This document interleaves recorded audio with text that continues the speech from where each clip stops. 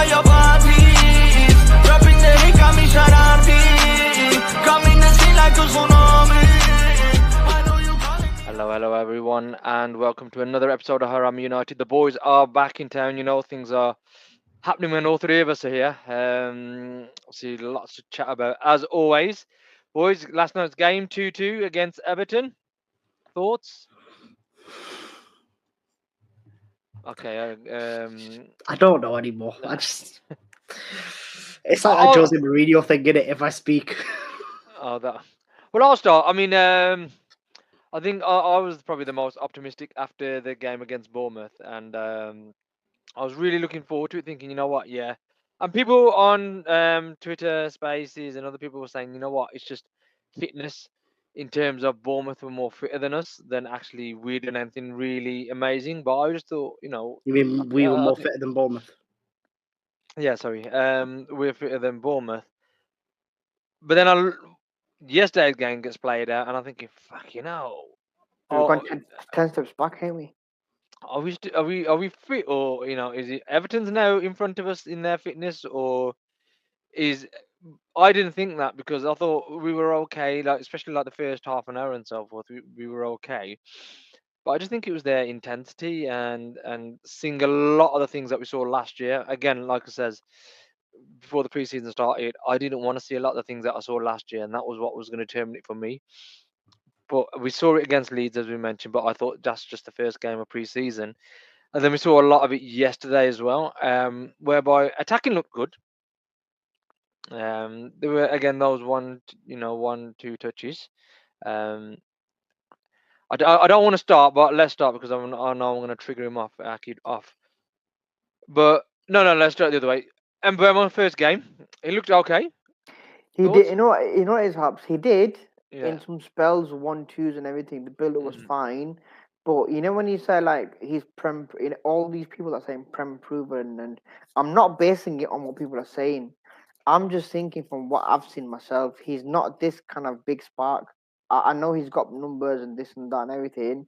He probably is a good player, but I think for United, you probably are going to see the similar routes as well in terms of he is going to not like elevate into the player that people want him to be, that in Manchester United player, but I think he's going to be on the same level as what he's doing at Brentford, a bit level down. But look, I think he had an all right game, but I think other players around him let him down. That's just my opinion. Yeah, he's a bit of a workhorse, isn't he? Really, he's not gonna ignite a game out of nothing, and maybe that's what we need, some more workhorses. You know, I always think what's his name, Rasmus Højlund, he's a bit of a workhorse, but people don't like it because he's not putting up the numbers. McTominay people didn't like it. Fred, you know, so I'm not too sure how much of a workhorse is how far it's gonna get you. But look, first 45 minutes, you know, it wasn't bad. So you know, I think let's make the positive on that. Then we had Bruno, Bruno being Bruno, and I want to just touch on him on just a moment after Cunha. I can't remember anything that he done. I can't remember much that he's done since he's played these 2 games for us. Cunha, 3 games for us. Yeah, I think from what I've seen in pre-season, I'd say Mbeumo's done more In the 45 minutes. In that 45 minutes, and Cunha's done in 70 something, 80, whatever, however many minutes he's played, right? I was impressed with Mbeumo's effort and but again, is it a thing of he's just a workhorse? Like, you know, when you say we need that spark, I'm thinking of the spark that Jack Grealish used to give Villa. Do you know what I mean? The spark that he gave City in the treble winning season when he just did things out of nowhere that would either flip the momentum or drag them through games, or, do you know what I mean, secure the points. I hoped Cunha would have been that spark. but you know what it is, Afsal? I've not seen that. I think what it is, Afsal, you mentioned in the last pod as well, is when United go for Premier League proven players, we didn't think in terms of it was going to be Cunha and Mbeumo. We think more of a Tonali or a Bruno Guimaraes or a Isaac and all these lot. Do you know what I mean? Well, everyone on Twitter saying Carlos Baleba, so that shows you the level that the fans wanted in the, and also the profile. Like, we all know our midfield's weak, right? Our midfield is shit, basically. No two-man combination works, whereas you need a Baleba, a Kante, arguably even a Pogba type, a runner, someone fit, athletic, powerful. If you can pick a pass like Pogba, even better, right? But I don't know. We all know my thoughts on this manager, and I'm not gonna sit here and go through them again. I think, but there's also a thought as well. Go on, Aki, go on. Labour, I think he's got a lot of potential there, a lot of talent there, yeah. But is he actually going to change that midfield? If you think about it. Well, this is where I was going to go to. I mean, people are talking about Bruno. Does having Bruno even work by bringing in another midfielder or striker? Because is it the case that you need a midfielder to play alongside To unlock him. no, not to play alongside a Mainu to kind of and then keep Bruno, or do you have to sacrifice Bruno and bring in a midfielder to play what you're trying to play? Because it almost seems like Bruno, off the left, that Cunha role, he can't really do that number 10. He needs a striker in front of him, so he plays in that number 10 role. But then that means you can only get 2 midfielders in. Do you know what I mean? Whereby, and if you do say bring in a striker and you bring and you forego the midfielder, you got to bring him back. You got to bring him back into that 2-man midfield, and is he going to work? Yeah. So the question is, should they have sold Bruno to get the system that they want to play? Does Bruno restrict that? I agree that we should have sold him just to get that kind of extra person in, but then I disagree as well because I think if you go back to the formation, we're still landing up in a midfield 4, and I said it's a lot of times you need a 3-man midfield. I think in this generation you need a 3-man midfield because a 2 will not work. I mean, if you look at the whole 4-2-3-1, the attacking number 10, he comes down as well and he makes it like a 4-3-3. But if you look at it now with the Amorim's 3-4-2-1, let's just say, it doesn't really help you unless the 2 10s come in and make it a 6 basically. Do you know what I mean? So there's a lot of like ifs and buts or whatever, but I think you can't really argue to the point where can they sell him? Are they going to change something or whatever? I mean, they need something. I think yesterday in my head, the 2 players that I thought could make a massive difference in the United team was Paulinho, who signed for Spurs. He would have been a game changer. And the second one is that Edison Alvarez for West Ham, I think. West Ham. He would have been really good because he's a DM, he's a centre back as well, and he can play as a number 10 as well. So him in that, and he gets. But then, would you drop one of the 10s in favour of that? You're gonna have to. You're gonna have to drop one of the 10s. Yeah. But then that's what I'm trying to say. So does it bring out the case that that ain't gonna be Bruno, because if you do drop Bruno, then what's the point of having him there then? But then from what I understand as well, if you play a 2-man midfield, you've got to have a player like Kante. Yeah. He done it at Leicester, and then he done it at Chelsea as well. Like, do you know what I mean? So are any of I those always kind of remember players? that Craig Shakespeare interview after Leicester won the league, and he goes, "We play a 3-man midfield, drink water in the middle, Kante on his left and Kante on his right." Yeah.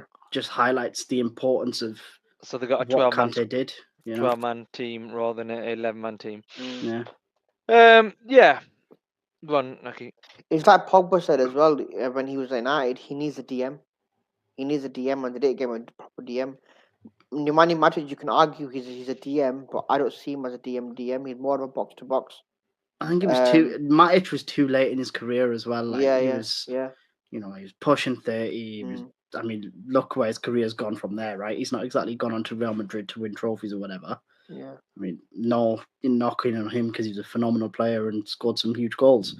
But I mean, this whole Bruno argument for me, I flip it and I think, well, I'm looking at the system and Bruno doesn't fit. He's not one of the 10s, but then he's also not one of the centre mids because he's just got this sort of like weird hybrid situation going on where like we can put him on the pitch and we know he performs right. He's Bruno Fernandes. He's going to pull us out. He's going to give us that spark when we need it at times. Yeah. But positionally, he doesn't really have a role. He doesn't really, and that's one thing that I look at and I think we're in our second year of Rúben Amorim, first full season, and I look at it and I think we still don't have a plan B. You know, the first thing that I picked out in yesterday's game after the game finished was that the players that we have got, they're not system players. If you go back to Amorim's team and his players at Lisbon, they are system players. You need that. That's the difference. I don't know actually, because you get to Manchester United, you're a absolute fantastic athlete, you're a fantastic player. You get to that level. Systems are just systems, if that makes sense. You're told to play here, you're told to play there. You go, you know. I mean, when you compare it to Sporting, don't forget, before Amorim got there for 19 years, they never won it, but they was always in the top 3. Sporting were. They're always in the top 3. So I think it was Benfica, Porto, and it would be Sporting. So anybody that after them, it's just a complete drop off. So they had that time that they could fail. I mean, and don't forget, when he came, he outspent most of the teams, even the top teams as well. So he got those players in, and he got them working, which is fine, which is fantastic, and that's why it worked there. He had the time, but he didn't have the resistance as he does. He wasn't facing an Everton every week in Portugal, because an Everton equivalent would be a Benfica or Porto every week, whereby playing the lesser teams, you get that more time, it embeds, that system will work. You can get away with it a lot more, those players. But don't forget, even in Europe, other than the Man City game, which was last year, and that was probably, I don't know what, that was probably because Man City were shocking as well. I can't remember many results that they've gone very far in Europe and done really well with that team. I remember when Erik Ten Hag was with Ajax, they'd got to the semi-final, and they got they were doing not too bad over a couple of years. But with Sporting, they've actually not done anything. So outside of Portugal, he's not done nothing.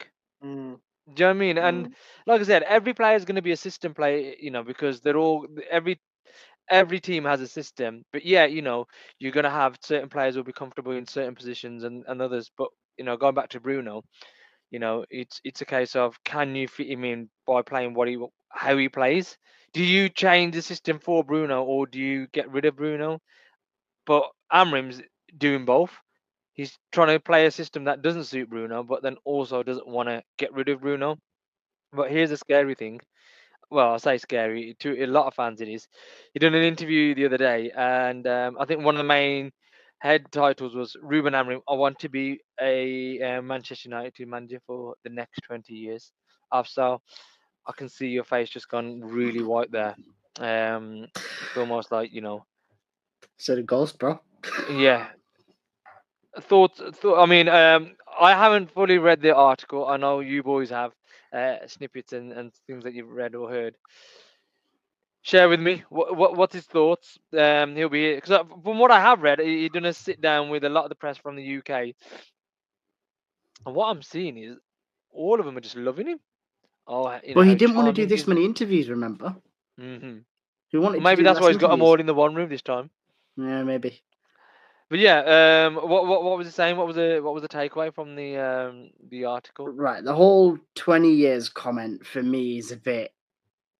It seems like he's trying to appease the fan base because, I mean, I've said it for ages. I think this fan base has got this weird flipping fantasy that, we need to find the next Fergie and we need a new dynasty and this, that, the other. And I'm like, well, one, those days are gone. No manager lasts that long at a club anymore. Two, football has evolved, football has changed. And it's, the way we set up is totally different now as football clubs.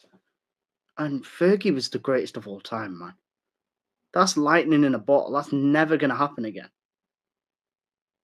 Like, I think that was a bit more just to sort of show people that, I want to do this in the long run. I kind of joked about it on Twitter, and I was like, well, is that because he got rejected by 3 clubs last summer? You know, the gallivanting around Europe when he had interviews at West Ham, Liverpool, and Chelsea. But no, that But thing. you know was it a is, bit- but I don't think he means it as in Ferguson. I think the whole length of a manager being in charge of a club, the longevity. I think that's what Amorim's talking yeah, about. he wants that. He basically. Yeah, I feel a little bit sorry for him because you can tell he wants to do well. it is. But it is. I'm not. He Hearts is talk about smiling at me. 20 years.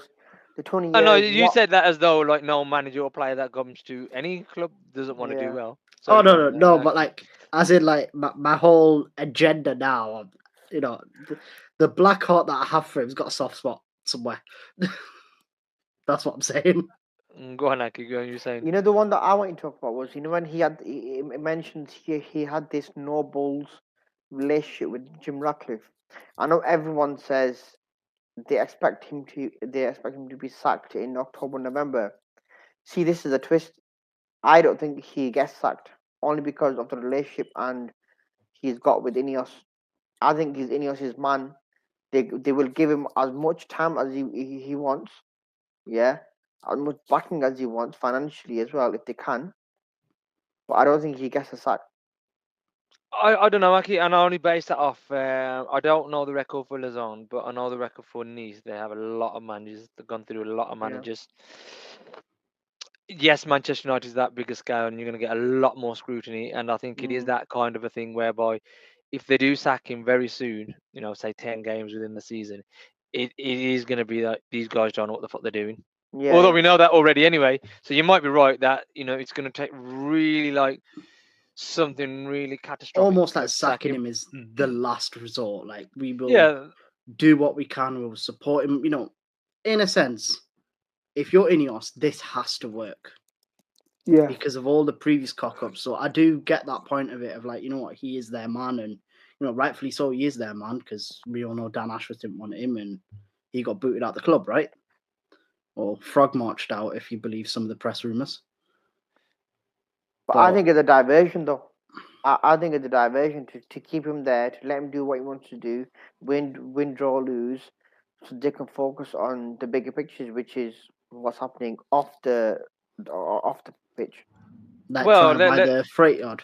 I was gonna say let's check it there. It's definitely not buying the stadium, is it? Or should I say building the stadium? Because But yeah, I think that's what it is. I think that's what it is.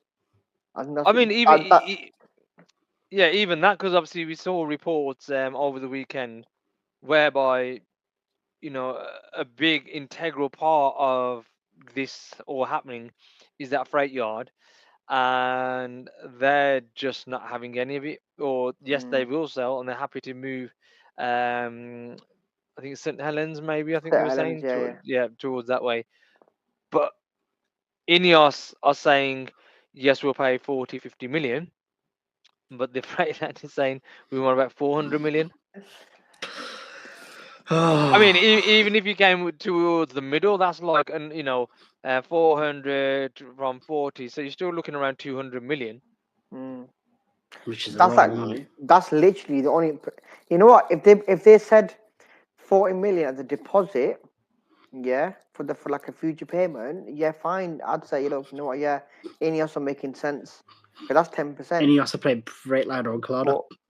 Do you know what I mean? But for like 40 million just for the whole thing, like Manchester itself, it's more like a lost treasure. If I want to put it that way, do you know what I mean? It just needs to be found, and everyone that's got land there are sat on a gold mine, and they're not gonna let it go. They're not gonna let it go unless it's for top dollar.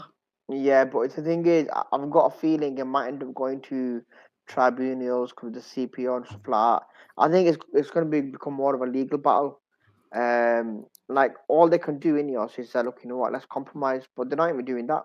I'm not sure how it can be a legal battle. I mean, I was going to say I don't know how it gets to a tribunal because I don't know the ins and outs. It's not their land. Yeah, I was say it's not the council's someone, land either, is it? So someone messaged me the other day. Let me get it up.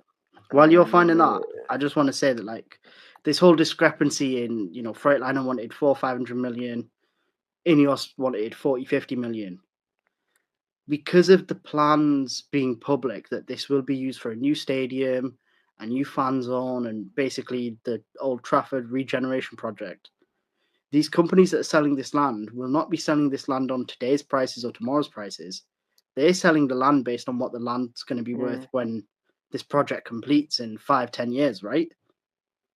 Because it's what could you have got out of it rather than what will you get out of it. Yeah. So of course they're going to bump up the prices and put a massive markup on there. Yeah. Like I think the article with the Guardian, it said there about the Freightliner have got united by the balls. But this is what someone sent me the other day, yesterday. The Old Trafford Regeneration Mayoral Development Corporation allows for an independent evaluation and compensation for the land. Freightliner might be asked for 400 million, but fair value will play and it'll be forced upon them under the MDC and CPO as they can demonstrate the sale is in the interest of the public good. If they can't negotiate, then it'll go to tribunal. But with the Freightliner also publicly acknowledging a desired move to St. Helens, they don't have a leg to stand on with the 400 million. Yeah, I think The whole, I think the MDC and CPO, I agree with that. But the last part where they want to move to St. Helens, that should have played a part in it anyway, because that's just like an interest. it would be in terms of, okay, are you kicking them out of their house and they've got nowhere else to live? No, that's not the case, because they have got elsewhere to live. Okay, is this regeneration so pivotal that without the freight line, what they're demanding, it just will not happen? Maybe, maybe, however, you can't just say you can take them tribunal, because it's not a council, it's not it's not public land, it's private, it's theirs. Like, do you know what I mean? It's not like it's I don't know how to explain it, where there's public land all around it, and just there in the middle, it is theirs, so yes, they might have other ways of doing things. So yeah, they may settle on 200 million, and they might say, okay, wherever you are going to move us, you're going to have to sort all that out for us, and we got there. So they might not pay 400 million to Freightliner, but it might cost them still around 250, 300 million as an overall package. But either way, I think like you touched upon earlier, I think the thing is, they've made it so public. They've shown the plans. They've shown the money that's going to be made from it. Why are Freightliner not going to demand, if they, like you said, if they're sitting on a gold mine, well, why are they not going to ask those prices? So we keep saying about Manchester United how the Glazers and Ineos, they want to spend the money in here and make the club value at 10 billion and then sell it at 10 billion, because that's what it's going to be worth. Is that, well, why aren't Freightliner going to do the same thing then and say, well, hang on, then we'll sit here if it's that much. Do you know what I mean? We want that top dollar as well. Yeah. So it goes all back to the whole thing that the left hand does not what the right hand doing. Get all your ducks in a row. Go on, finish your point. No, I was like, get all your ducks in a row. Make sure you get every little bit covered up. So you've covered the land, you've purchased the land that you need to make all these plans. You can't be making plans on behalf of others that's not even there. Like, you're gonna move the railway track, this, that, the other. Well, have you negotiated? Has that been agreed? Do you know that's gonna happen? Well, clearly not. Well, yeah, I mean, talking about all these finances and 40 million, 500 million. How much were we told the stadium was going to cost? 2 billion. 2 billion is what they're saying. Yep. I know you boys have watched the overlap with Daniel. I've not watched it yet. Have you watched it, Harps? Yeah. I tweeted on it, didn't I? Yeah, and he spent is it good? Is it good? Yeah. Well, good watch. Yeah, it's a good watch. There's nothing like revolutionary in there, but it's still... Have you watched it? Have you watched it as well, Afzal? Have you watched it? I've seen shorts. I need to sit and watch the whole thing. But he spent what, 1.5 something, or maybe $1 billion, I think. Yeah, something like $1 billion. Bearing in mind it was a 2.5% interest rate on 300 and something million that they borrowed. And that was in London, right? In 2000 and what? I think 2018, 2019. I think it was. Yeah, 18, 19. Well, before that, that's when they opened it. But yeah, before that. So yeah, let's say it started in 16, 17 or 17, 18 or whenever, right? But look at inflation over the last few years.